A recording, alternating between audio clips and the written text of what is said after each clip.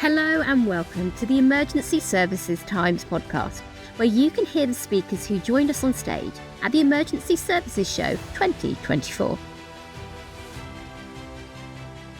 Prevent violence against women and girls and domestic abuse, the City of London Consortium Initiative. Learn about the City of London pilot scheme that started in November last year and how to replicate this model in your area through a range of opportunities to support potential victims, including a taxi marshalling scheme and a safe haven scheme. I thought we'd start with a bit of history as to how we come to be here today, and then we'll move to Caroline from a policing perspective, and then Hannah from a Safer Business Network, and then lastly Ida. But I know it's a very current subject, but both the previous government and this current government clearly put violence against women and girls, domestic abuse high on their agenda, with Jess Phillips being the appointed minister and Yvette Cooper taking a particular interest, as indeed did the previous government. But a couple of cold stats for you, if I may, which are a little bit shocking. But we verified these, that 96% of all females aged between 18 and 24 have been sexually harassed or assaulted. 96%. Only 1 in 5 rapes are reported, and there's 1.5 million females are stalked every year. So that's quite, there's more and more stats if you want to go out there. But also there was a select committee in March of this year which they called Sexism in the City, and it was quite damning to the amount of sexual harassment, sexual offences, domestic abuse that are basically being covered up by businesses, particularly in the financial sector, through non-disclosure agreements or compromise agreements. So effectively pushing it under the carpet, allowing the perpetrators to still continue and doing nothing about it. So this is quite a damning report. And of course we've got the future legislation in November, which really puts an onus on employers to be able to deal with sexual harassment, sexual assault, and it's going to put a big onus. And there's also changes in the policing legislation that also from a reporting perspective. So that's not why we started this. We commenced we call it the Prevent Violence Against Women and Girls, Domestic Abuse, and we call it our consortium. And it's held together under the umbrella of the Crime Prevention Association in the City of London, which I've had the privilege of chairing for 21 years. And our logo is Our Safer City. And just as a little anecdote, I can't believe that no one in this country ever took that domain, Our Safer City. But we got it, £15, I think it cost us. If you go on Our Safer City, you'll see our website, you'll see what we're doing, and you'll see our progress reports and our surveys. But the reason we want Our Safer City is because although we're piloting this in the City of London, it can go anywhere across the country. And on the 2nd of October, I'm taking out what we've done so far down to Johannesburg, where about 12 years ago, we created a charity called, in this country, it's called Child Victims of Crime. In South Africa, it's called Child Survivors of Crime. And they're going to dovetail the Prevent VORG and DA into that charitable initiative. So I'll be meeting with South African government, senior police, senior business people to discuss that. But Our Safer City, so it's generic. So we can take it to Newcastle, we can take it to Manchester, we can take it to Scotland, and that's our intention going forward. So what motivated us to do this? In September 22, Lucy Dorsey, who's the chief of BTP, as I think you know, was really concerned about sexual offences on the rail network and the underground, and she asked me if I'd pull a conference together, and that's when I met Hannah and my former City of London police colleagues, and we set this all in motion. And then in the February of 2023, we held a Violence Against Women and Girls and DA conference at the Guildhall, and then in the summer of 23, we started to pull the consortium together. Those who are not familiar with the City of London, there is a Lord Mayor of London. So if we go back to the Dick Whittington days, that's where it comes from, as opposed to the Mayor of London, Sadiq Khan. And so Michael Manelli, we wanted to pilot during that his year, November to November. And very fortuitously, Elizabeth, his wife, agreed to become our patron. So the Lady Mayoress is the patron, and we have 2 ambassadors. Sarah Cork, some of you may know, who's a highly recognised and respected person in the private security industry, and Ian Dyson, former Commissioner of the City of London. So we pulled the consortium together, and that was around, we started in November, and I'll just give you a flavour of some of the initiatives we got. I do know them off the top of my head, but you know, we've got 12 core initiatives. We actually have got 21, but I was told 21 is too many, so I'd reduced it to 12 with 10 ancillaries. So we just got around that little statistical hiccup. Just a little flavour of what we're doing. At Liverpool Street Station, for those of you who know it, in the city, on a Thursday, Friday and Saturday night, we have taxi marshals. And basically, they just facilitate people getting a taxi home. But since we started this, we've travelled passengers-wise about 15,000 journeys, 24,000 passengers. 50% of those are female, and 30% are lone female. And we get quantitative data as well as qualitative data. And if you look on the website, you'll see some of the comments that have come back about how women feel a lot safer, a lot more comfortable, and actually even will go out of their way to go to Liverpool Street to get a black taxi home, even if they live south of the river, north, east or west. So that's working very well. Hannah will talk about Safe Havens, which is one of our initiatives. We've also got a Safe Haven app. The Ask for Angela initiative, which I'll be disappointed if people don't know what that is, but we've really developed that with Caroline and the Force's help, and we've doubled the number of Ask for Angela locations in the city in the 10 months we've been actually with our consortium. We've carried out surveys, and our second survey finishes tomorrow. But we can be a bit more brutal because we're completely independent, so we don't have to, you know, massage our questions. We can actually say, do you feel safe? As opposed to, are our safety measures adequate? You know, the soft way that authoritative bodies tend to ask surveys, we do it in a slightly different way. We've got bystander intervention with a lady called Poppy Murray from Guernsey. Really, that's really good because, you know, we've got to get the men involved in this. And what Poppy says is, and she used a very interesting statement, and I'm told this is true, by the way, there are 500 species of shark in the world, but only 4 are man-eating or people-eating. So you're standing in the sea and you see the fin coming towards you.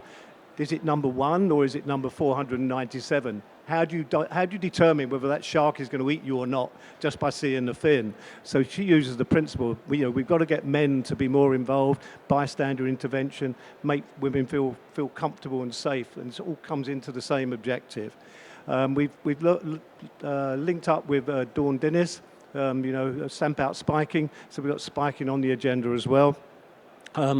We've got promotional awareness. 2 of our biggest challenges, and I'll finish shortly, is to identify what is and what is not acceptable behaviour from a harassment, sexual perspective for females, particularly in hospitality, and more importantly, how do we get the message out of what we're doing and what's being there to help? And so the whole purpose of piloting this in the City of London, and the City of London has got, I would say that, being a former City of London police officer, it's got a history of piloting projects and then transporting them across the whole country. And as you know, with Project Servitor, it was piloted by the City of London. Project Griffin was piloted by the City of London. And that's what we intend to do with this particular initiative. So we do high visibility days and also educational awareness. Hannah and I went to UCL, the University in London, on Monday. 50,000 students in that campus at normal time, and they're very much on board with us to help them, and we're going to educate them. The final thing I would say, I'm not sure if Catherine Holly has spoken here at the conference, but she is the lady who got her OBE this in the New Year's Honour, but that was for Project Satira. But Catherine would say to us, it's great what you're doing in respect to prevention, but until we tackle the perpetrators, you'll always have victims. So that's another challenge for us to do. So effectively, we've got our 21 initiatives, pulling them all together by the end of this year. It'll probably be first quarter 25, and then look to transport those around the country, and we can ask questions. So I think it's the first time I've been able to congratulate you on your MBE. So Chief Inspector Caroline Hay, MBE, join the club, welcome. And hand over to Caroline. Thanks, Don. Yeah, my name's Caroline Hay. I'm a Chief Inspector in the City of London Police. Full of cold, so sorry about that, I'm a bit muffled. But the reason I came over to the City of London is because I saw a real opportunity to run projects like Don describes. I actually didn't want to run a violence against women and girls project. it came to me through the death of Sarah Everard, the murder of Sarah Everard. The most horrendous point of my career to know that I was working with someone so horrendous. And I knew I needed to do something about it. However small or big it would be, I knew that if I was going to continue working in policing, I was going to have to tackle violence against women and girls. And Don's absolutely right. We need to do more for predators. So we're just launching Op Vigilant within the City of London TVP initiative. But as the licensing inspector, I knew that my licensed premises were responsible for a lot of intoxication levels, which do go on to make women particularly more vulnerable. And so I knew that I had the opportunity to make sure that our licensed premises were the best that they could be, so that they weren't leaving women vulnerable within the nighttime economy, which is generally where our predators stay and ply their trade. The licensing team are fantastic. They go to all the licensed premises and make sure that they are safe places. And we work with Safer Business Network to make sure that everybody is vulnerability trained and that they know about the Ask for Angela's scheme. The violence against women and girls piece won't go away, and so we just need to make sure that everything that we do within the city and every initiative that we can join up is working. So I run Operation Reframe, and it's a partnership night where we test premises to make sure that they are doing what we want them to do. They are not serving triple drinks. They're not allowing drink spiking to go on. And so we went and tested this last week. And one of the customers, who was a cadet, said, "Oh, my drink's been spiked, I think. It doesn't taste right." And the manager took a sip of the drink and went, "Oh, it tastes fine to me, love."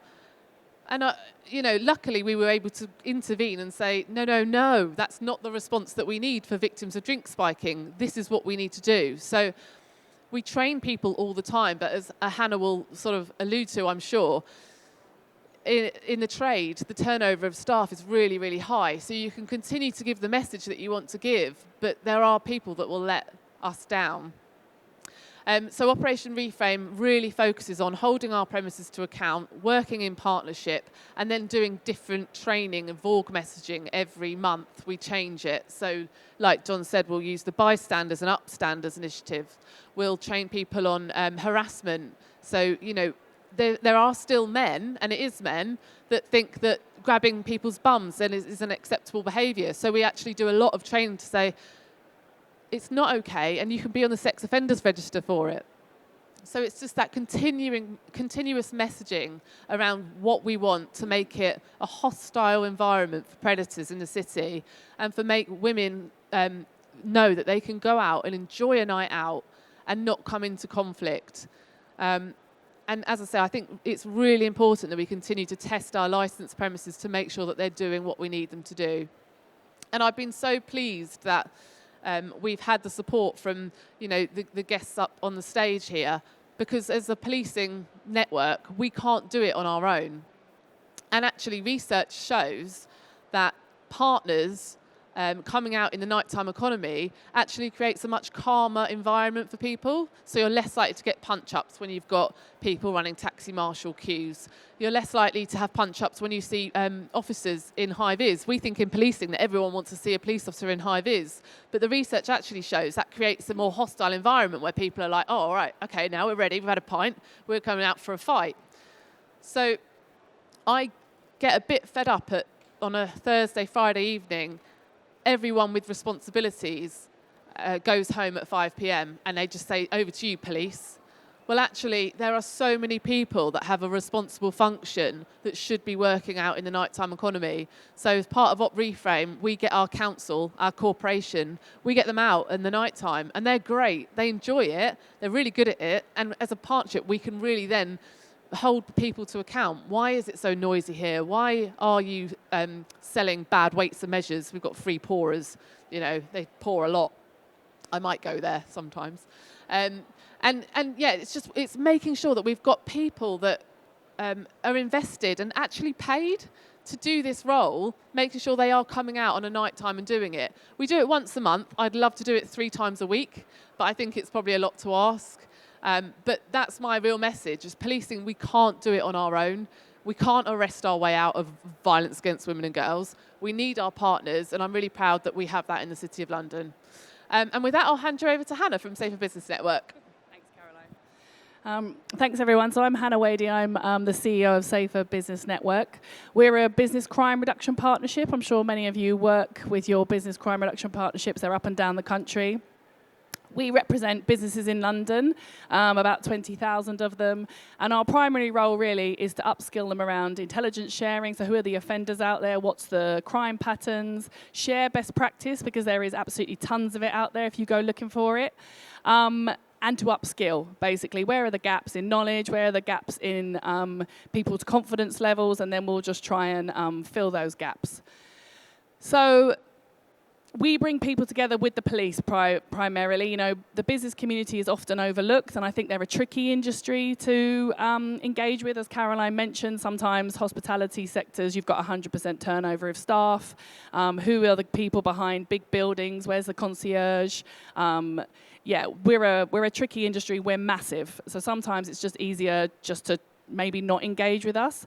But if you dig deep into your business community, you will find such enthusiasm, such skill, and more importantly, as Caroline has alluded to, you'll find resources that can help you.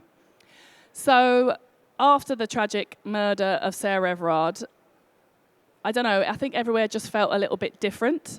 And I think, you know, I'm a 44-year-old woman. I call myself streetwise. I've been in security for over 20 years, but it shook me, and I changed the way I moved around London. And businesses, I think, felt that. So businesses reached out and said, what more can we do to help women feel safe again in London? So we started a conversation. We started with Ask for Angela, because several of you nodded your head when we talked about Ask for Angela. It's a very, very simple message. Those of you that don't know, it's a discreet word that a victim or someone that's feeling vulnerable can say to often a hospitality member of staff, I asked for Angela, and they should remove you away from a situation in a discreet manner, away from the risk or the potential risk and the potential harm. Sorry, Caroline, touching you. Love it. So we started there. We refreshed the Ask for Angela campaign. Anyone that's been to London might see big pink posters. We neutralised it. It was very feminine. It was very women-focused, and actually anyone can be a victim of crime. And we've now rolled that out to 25,000 people, not just in London, but nationally and now internationally, which we're very proud of. But then there was, well, what about outside the hospitality sector? Now, interestingly, over the last 4 years, we have adapted the Ask for Angela message, and we're now rolling that out to gyms and to restaurants and to dentists, strangely. So there is a place. But this is where safe havens came in. Now, many of you might know the term safe haven, safe space, as a place that has St. John's Ambulance. They offer support on a night out in a busy town centre. This isn't this. This is a business, which often they do already, and they were telling us this, well, we do this already. This is offering a temporary stop for someone to support their onward journey. And that might just mean that on the end of a night, your phone's run out because it's old and it's coming up to the end of its contract, and you need 5 minutes of charge. That means when you get home to your end station, you can order an Uber. It could be that you thought your Uber was going to turn up in 5 minutes, and now it's telling you it's half an hour, and it's a drizzly, cold, dark evening, and you just need somewhere to just sit and wait that's well lit, warm, and you feel safe in. It could be that actually you think you're being followed, and you just want to go up to the door and say, I think I'm being followed, can I just stop here? So it's a temporary stop for an onward journey, and it's open to absolutely everyone. And businesses really liked this. As I said, a lot of them were like, well, we would do this anyway. McDonald's, libraries, you'll find that a lot of businesses are doing this, but they're doing it and they're not quite sure if they're doing it right. So the Safe Haven training gave us the ability to speak to businesses and say, yes, you are doing it right, but here's some additional skills. And now we have got close to 100 safe havens in London, and we've got businesses lined up to become others. So this has brought the community together. I think COVID sort of made us a little bit fragmented, and I think this is bringing people back to say, actually, let's just do the right thing. And that's what we say. Everything about Vorg is doing the right thing. The chances are you weren't ever going to get turned away anyway. But we have a little sign in the window, and we've got the app, and it just reassures people in the public realm that there is a place to go of safety. But importantly, I think it reassures staff who work in these businesses that they are being taken seriously, and their employer wants to do everything they can to ensure they are confident when dealing with women or people who find themselves in a vulnerable position. So there's loads of information. We make it as simple as possible. We don't want to overcomplicate it. We just want businesses to do the right thing, as I said, and open up their door if someone needs help. And I'll pass you over to Ayesha. Thanks, Hannah. Thanks. Hi, everybody. I'm Ayesha Fordham from the Employers Initiative on Domestic Abuse. We are a small charity that supports employers to implement a domestic abuse response to support their employees. So really it's about the workplace potentially being somebody's only safe place if they're experiencing domestic abuse, and a real opportunity for them to access support safely away from the abusive person. So before I worked at IDA, I was actually working as an independent domestic violence advocate in the City of London. So within that role, I was able to go into people's workplaces and provide support to them quite sort of covertly. They were able to book a meeting room out. It was during their lunch breaks. And really seeing the impact that it can have when an employer is supportive of them accessing that support. So it wasn't disrupting their daily routine. If they were being heavily controlled by the perpetrator, they were still able to access that support. So we have over 1,700 employer members from across the UK, from different size organisations, different sectors, all wanting to provide support to their employees. Some of the stats around domestic abuse, which some of you may be familiar with, 1 in 4 women and 1 in 7 men will be impacted by domestic abuse in their lifetime. Now that could be that they are currently experiencing the abuse in this moment. It might be that they are experiencing post-separation abuse, or it might be that they're experiencing trauma from the abuse that they have experienced at some point in their past. There's plenty of ways that an employer can support somebody and that they may be showing signs of experiencing domestic abuse in the workplace. A piece of research that Vodafone did in 2019 showed that only 5% of employers had a domestic abuse policy. Now, when you think about the numbers of people impacted and the fact that it can be that only safe place for somebody to access that support, that's an incredibly low number. And we're hoping that it is slightly higher now, but still much lower than it should be. And actually, employers have a legal duty of care to safeguard their employees, and stated within the Domestic Abuse Act, the statutory guidance, it does state that they should consider the impact of domestic abuse when thinking about that duty of care. So at IDA, we do 4 things to support employers. We raise awareness of domestic abuse and why it's a workplace issue. So many people don't actually recognise themselves as being in an abusive situation in the first place. So really trying to help employees just to understand what domestic abuse is and recognise it in themselves. We create resources. So we've got our IDA handbook, which is our main kind of step-by-step guide about how to implement a domestic abuse response. It talks through all the different kind of stages of that and how to really create a culture where it's okay to talk about domestic abuse, breaking down that stigma and allowing people to come forward and access that support. We bring employers together. So there's some amazing pieces of work going on out there amongst different organisations. Some are sort of at the very beginning, don't really understand why it's a workplace issue, but some are, have done some incredible work and are now turning to think about how they can address perpetrators within the organisation. So, connecting those organisations with each other, sharing that knowledge, which is really, really powerful. It's about not reinventing the wheel. We put on events as well, so bringing those employers together in a physical space, they can speak to each other. We also work with government, with the domestic abuse sector, and with academics as well. So a recent piece of work that we produced was a language guide. It's really important to think about the correct language to use within an organisation to really ensure that that response is inclusive, so it speaks to everybody.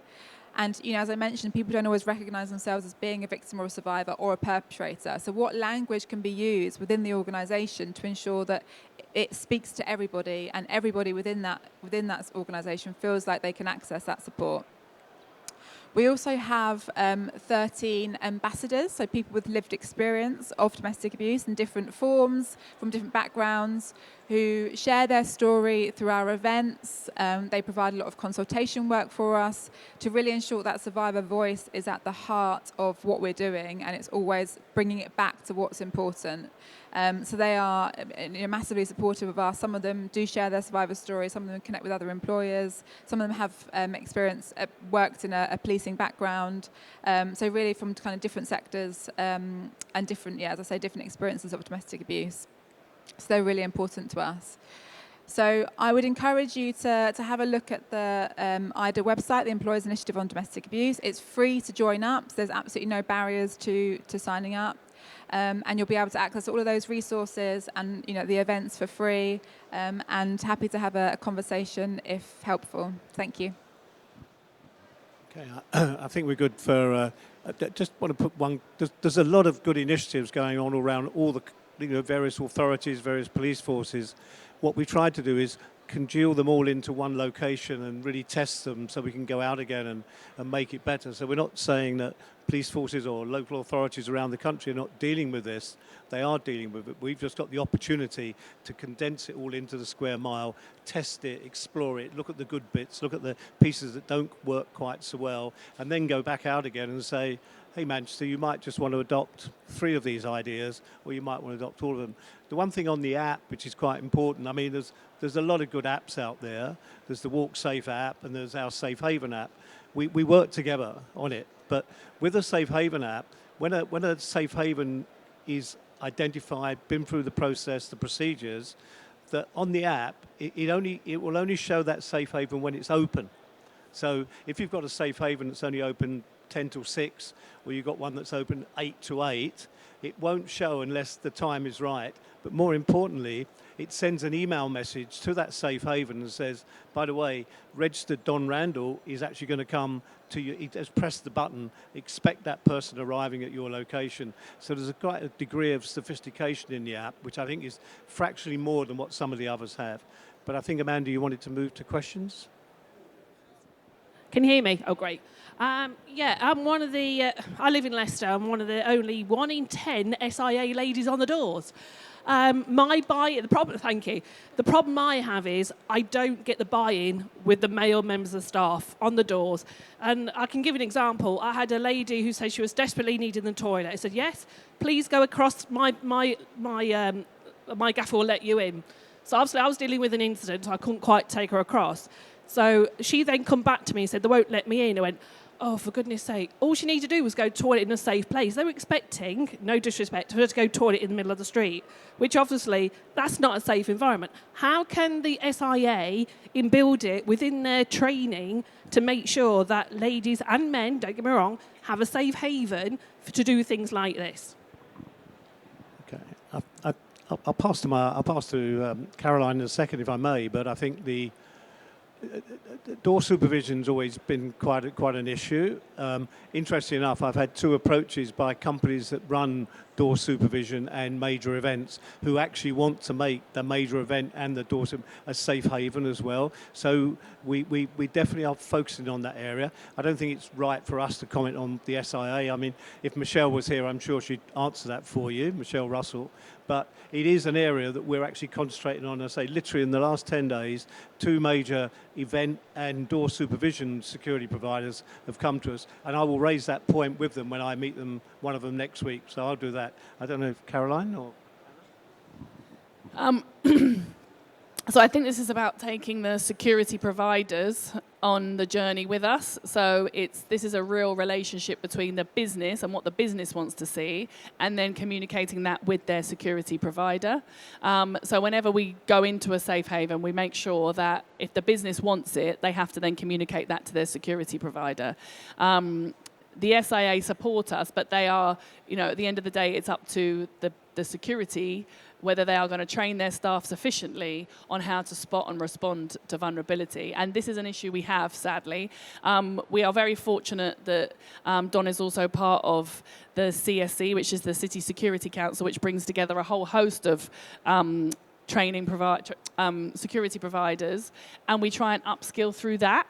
So it's a journey, I think, and applause to you. Thank you for, we're what, 11%, I think, sadly, only women in the security industry. So we need the culture. This comes back to Caroline's point, until the culture changes and we get more women in, and we're always having discussions about how do we encourage, what is it that resists women from joining the security industry when actually it's a very flexible, very enjoyable, very excitable job, yet we still, and have been, for many, many years, still only 11%. So we will continue to work with that. It'll be interesting to see what security company you work for.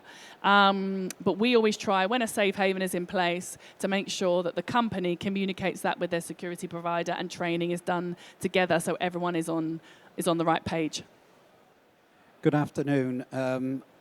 I'm speaking now as someone who's been involved in domestic violence for 25 years. 27 years as a magistrate and a specialist domestic violence court chairman, and the author and chair of a domestic homicide review. So I'm not talking to you to provoke, but there are a couple of things that you've said, but in reality, they don't happen. First of all, we have got to stop this notion that it's only women.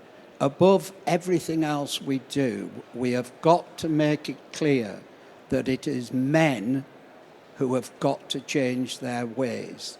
And that requires some conversation, not with women who are already going out or older or whatever, but with young women and young men, both in schools and colleges, particularly in colleges, because they're at the age where physically they are older, mentally they are very young and very, very vulnerable. And I come from an area with massive problems with grooming and so on.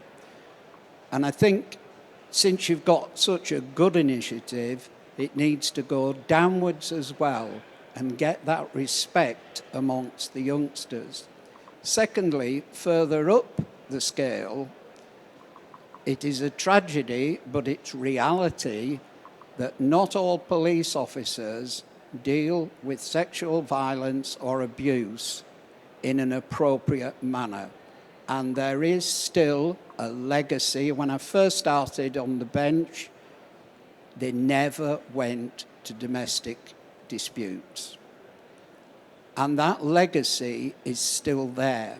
So it's very important that the quality of the officers and the training they get, and as far as possible, to have them on every shift, not just one shift, but available all the time. The work of the IDFAs has been extremely important in the courts, but we still have this dilemma that the quality of evidence that comes to the court is not sufficient to meet the criminal threshold, and as a result we have this appallingly low rate of conviction for sexual abuse. And one final comment, one lady that I dealt with, 56 times she was in court before she finally walked away. Thank you. Completely agree. It does need to start with the education, and that's conversations that are being had and needs to go much further. We specifically work with employers, trying to bring them into the conversation to get them to support their employees, to support those that are already impacted by domestic abuse at that time, but also to try and spot it early on before it gets to the point of being severe, high-risk levels of abuse. So that's really important in terms of raising awareness just of the simple level, what is domestic abuse across an organisation, so that people can spot those signs, recognise it in colleagues and recognise it in themselves. And then your point around evidence, this is something that actually employers can do a lot more to support the police around, both criminal and family courts as well, actually playing a role and keeping a log of what's happening to the employees in a confidential, safe way. That's a safe place for them to be able to store that evidence, and then if they need it later on to provide evidence for police investigations or for family court investigations, they can do that. So we're really trying to bring employers into that kind of societal response, whole systems response to domestic abuse, and encourage them to be able to provide the evidence so that more perpetrators can actually be charged. I didn't quite get the question, but I get the statement. It's no problem at all. But I mentioned Poppy Murray. Poppy Murray's first initiative was called Be Lads, and we asked her to change the acronym because Be Lads is almost like Be Lads, like go out and be a lad. And she did change it. And we had a meeting yesterday and I talked about her changing it, but she actually said for the younger generations, particularly the schools, the Be Lads message was very, very successful. So in her, we call it bystander training. She's now got 2 tiers of it. She's got a tier for those at school or early days of college and those for older. And also we're gender neutral. But we made a decision as a consortium in the early days that we would focus on violence against women and girls, albeit we're gender neutral. And actually at the conference in February 23, we had a man, a serving RAF officer, who had been domestically abused for like 8 years, and he was very open. So although we promote violence against women and girls, we are gender neutral, and we do promote that. So hopefully that answers your question, sir. Thank you. That was a super interesting conversation. My name's Lisa Giles. I work for an organisation called the First Aid Nursing Yeomanry that have been supported as an all-female organisation. We've been supporting the City of London Police for many, many years. I'm interested in even the title there, and we've been speaking to the City of London Police about how we can possibly help. You know, if I just wrote down here, how about a title, Stop Men from Attacking and Abusing Women? Because I think even the title is still a bit passive, you know, women as victims. And actually, we've just got to come out with it. This is what's happening. Let's just say it as it is. And maybe that just might help a little bit as well. I don't know. Yeah, can I just say, I'm a bit older now, but I go back to the Moorgate disaster, the Bishopsgate disaster, and you're not even asked to turn up. You just turn up, and I remember you running the casualty bureau at Bishopsgate Police Station when I think I was about 20 years of age. You know, it may not have been you, but it was your organisation. But you are a fantastic organisation. I'll take that as the chairman of the consortium. I'll take that away, and I think there'll come a time when we can reflect on the words we use. But just to get us in this almost to the end of the runway, we've perhaps been a bit passive. I take the point. Well, I actually would challenge it, and it comes back to the gentleman's point over here, is that it isn't just against women, it's male violence. And this is where the full system approach needs to really happen.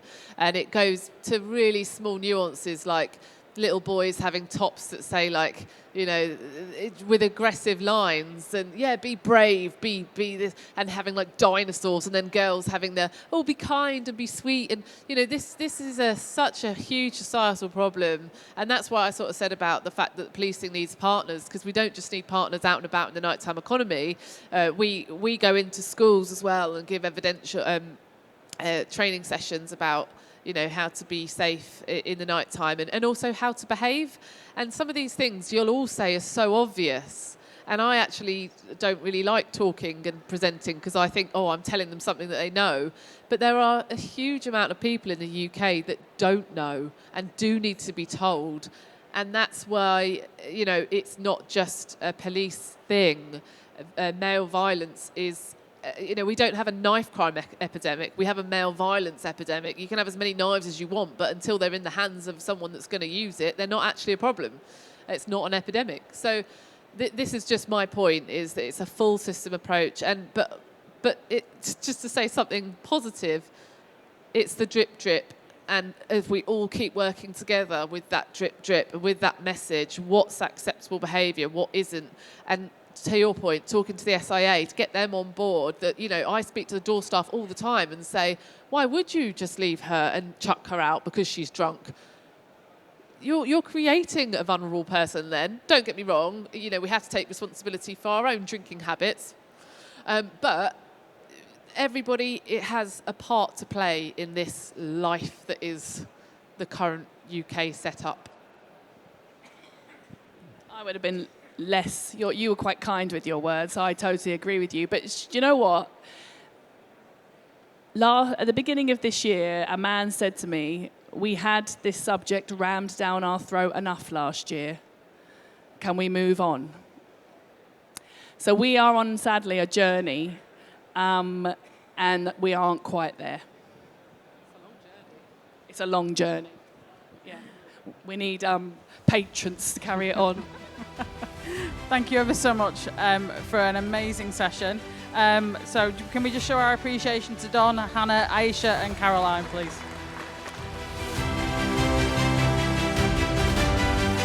Thanks for listening. If you like this session, then be sure to browse the rest of the programme for the show. Share the link and subscribe to receive updates on new content from us here at Emergency Services Times.